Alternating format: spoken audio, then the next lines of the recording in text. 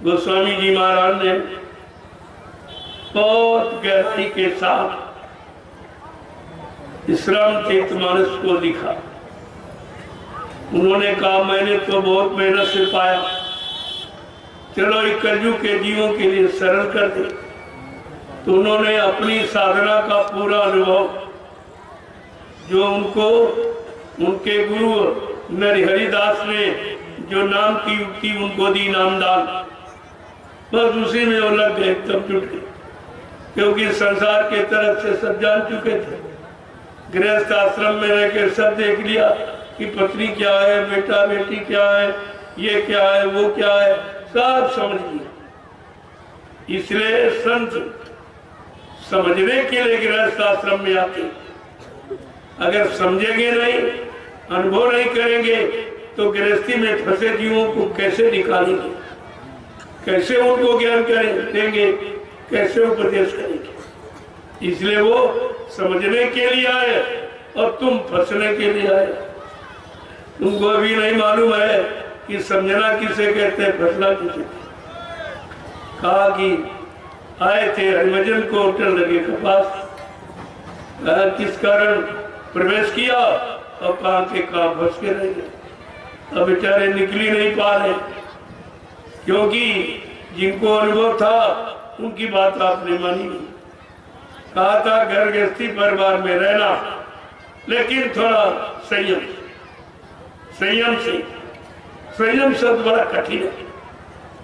पूरे शरीर के हर द्वार पर जब संयम को लगा दोगे तो ये मानव जीवन सार्थक हो जाए। सब कुछ करते हुए आप किसी में फंसोगे नहीं, किसी में आसक्ति नहीं आपकी होगी, किसी से ऐसा लगाव नहीं होगा कि बगैर उसके आप रह नहीं पाते। ये काम आपका नहीं। इसलिए सब में करना जोड़ा गया, ना शब्द क्यों जोड़ा? सोना, जागना, खाना, चलना, ये क्या है?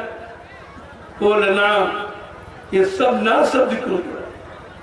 ना का मतलब इसमें है नहीं कुछ, केवल करके देख लो, इसमें कुछ नहीं। और ये कुछ तुम्हारे काम आने वाला नहीं, और ये कुछ तुम्हारे साथ जाने वाला नहीं। इस चीज को समझाने के लिए देखो किस तरह का चयन किया हुआ, हर शब्द में ना जोड़ दिया। इसीलिए महापुरुषों ने कहा अरे चलना पर थकना नहीं, ऐसा चलो कि थको। बोलना पर बकना नहीं, बको ना।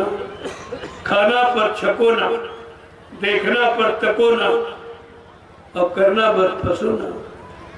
अगर यह चीज समझ में आ जाए तो गृहस्थ आश्रम के मुकाबले कोई आश्रम, सबसे उच्च कोटि का, सबसे महत्वपूर्ण, जिस गृहस्थ आश्रम के द्वारा सारे आश्रम चलते, ब्रह्मचर्य, वानप्रस्थ और संन्यास, ये सारे आश्रम गृहस्थ आश्रम के द्वारा चलते हैं, क्योंकि रोटी देने वाला गृहस्थ आश्रम, और रोटी के बगैर कोई चल नहीं सकता। अन्नदाता गृहस्थ आश्रम वाला, उसको माना जाता। लेकिन बेचारा अन्नदाता आज परेशान है, आज मुसीबत में है, आज आपत्ति में है, उसकी कोई सुनने वाला नहीं। समस्या आके ये खड़ी। इसलिए संत महापुरुषों को गृहस्थ आश्रम की व्यवस्था बनानी पड़ी।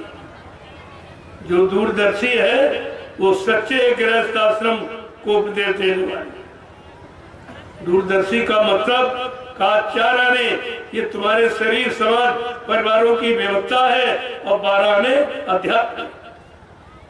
महापुरुषों का कोई काम अध्यक्ष से छूटा नहीं, अध्यात्म से छूटा नहीं है। वो अध्यात्मी से भरा। कहते ये सब तुम्हारी व्यवस्था बन जाए और सुख शांति तुम घर में रहने लगो, और सब लोग अपने अपने खेती, दुकान, दफ्तर, बिजली, व्यापार कर ईमानदारी से करें, बाल बच्चों की परवरिश करें, और स्व आए गए अतिथि का सत्कार करें। जब कोई काम संसार, शरीर, परिवार का न हो, तो सोने के पहले और भोजन के पहले 1 घंटा इसी मनुष्य रूपी मंदिर में बैठकर आत्मा से परमात्मा का सच्चा भजन करो और खुदा की रूह से सच्ची इबादत करो। बस आपका काम सब काम हो गया, कुछ करने की जरूरत नहीं। इसी काम के लिए मानव तन मिला। लेकिन वही बात, ना हरि भजे न घर सुख पाए और बिरथा बिहाय गई और दुई माते प्यारे एक और नहीं। तुम्हारा तो एक भी काम नहीं, ना इधर भौतिक जगत का अध्यात्म तो शुरुआतें नहीं, वो तो कोई जानता नहीं, किसी ने बताया। और जो बताया भौतिक, उसी में आप परेशान हो, दुखी हो, तरह तरह की बीमारियां, लड़ाई झगड़े, वो भी तुम्हारे काम है। तो इस समय गृहस्थाश्रम दुख से भरपूर, सब दुख हो, दुखी तो चारों तरफ रोने चिल्लाने की आवाजें आ रही, मार काट हिंसा की आवाज आ रही। कोई किसी को सुकून शांति न दे सकता, न स्वयं सुकून शांति में रह सकता। जिस देश का, समाज का, परिवार का, मानव इंसान का ऐसा माहौल वातावरण बन जाएगा, उस देश में कुछ भी नहीं रहा। क्योंकि आप जो भी करते हो सुख शांति के लिए करें। जो रात दिन खेती, दुकान, दफ्तर, बिजली, व्यापार, मजदूरी जो करते हो, केवल सुख शांति पाने के लिए। ये बताओ, सुख शांति मिली किसी को? सुख की जगह दुख मिल गया, शांति की जगह शांति हो गई। सुख शांति कहाँ मिल गया? वो भी मेहनत आपको बेकार चली। फिर लोगों ने सोचा चलो चोरी करके देखे, डकैती डाल के देखे, धोखाधड़ी बेईमानी करके देखे, छीना झपटी करके देखे, और बेचारे परेशान हुए और परेशान हुए। तुमने सब अच्छा और बुरा सब करके देख लिया और सुख शांति कहीं ना अच्छे में ना बुरे में, तो फिर तीसरी जगह कहाँ जाओगे?